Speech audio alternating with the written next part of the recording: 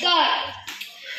কিশোর কবি সুকান্ত ভট্টাচার্যের লেখা বিয়ে বাড়ির মজা। বিয়ে বাড়ি বাজছে সানাই, বাজছে নানা বাদ্য, একটি ধারে তৈরি হচ্ছে নানা রকম খাদ্য। হইচই আর চেঁচামেচি, আসছে লুচির গন্ধ। আলোয় আলোয় খুশি সবাই, কান্নাকাটি বন্ধ। বাসর ঘরে সাজছে কোণে, সকলে উৎফুল্ল। লোকজনকে আসতে দেখে কর্তার মুখ খুলল।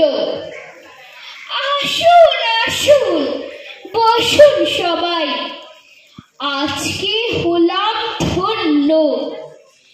যৎ সামান্য এই আয়োজন আপনাদেরই জন্য। মাংস, পোলাও, চপ, কাটলেট, লুচি এবং মিষ্টি। খাবার সময় এদের প্রতি দেবেন একটু দৃষ্টি। বর আসেনি, তাই সকলে ব্যস্ত এবং উৎসুক। আনন্দে আজ বুক সকলে নাচছে কেবল ধুক ধুক। উলুদিতে তৈরি সবাই, শাক হাতে সব প্রস্তুত। সময় চলে যাচ্ছে বলে মনটা করছে খুঁতখুঁত। ভাবছে সবাই কেমন করে বরকে করবে জব্দ। হঠাৎ পাওয়া গেল পথের মোড়ে গাড়ির শব্দ।